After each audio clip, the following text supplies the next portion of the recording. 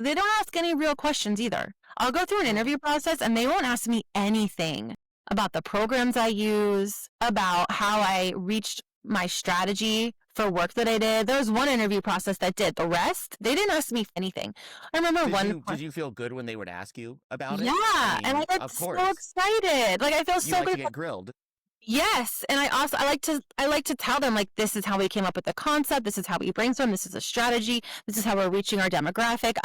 I mean, we all love to talk about that shit. Mm-hmm. And then it was like round 4 of the interview process, and one of the interviewers asked me, "So who's your favorite artist and how do you integrate it into your work?" And I was like, "How do I don't know. What even is that question? That's insane. I don't know how to answer that." I Picasso. find Yeah, I try to make my things as heady as possible. And here's the other thing.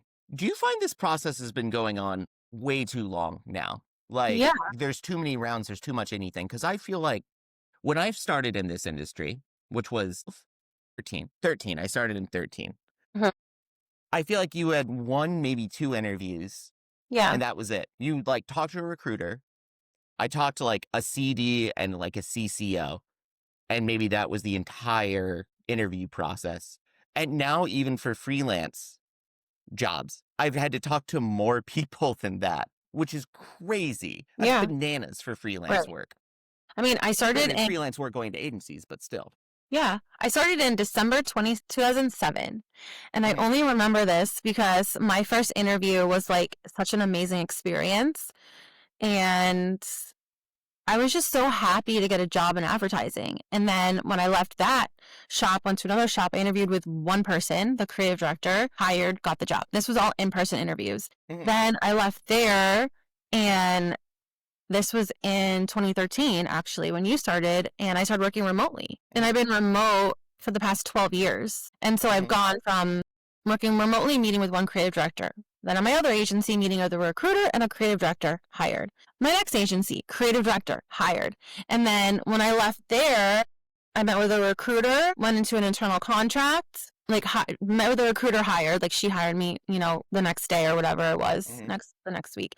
And now it's like 7 interviews, 6 interviews, Mhm. and you're meeting with all these people, and it's so disjointed. It's like you'll meet in some of my interviews, I meet with like VP of Creative last, and they're asking me all these questions that are like really relevant to the job, but the 5 interviews I had prior to him, none of those are relevant to the job. Oh my God, it was like this interview process I went through a few months ago. It was so terrible. It was like the worst questions I had ever been asked. It was like, where do you see yourself in 5 years? If you could have your dream job, what would it be?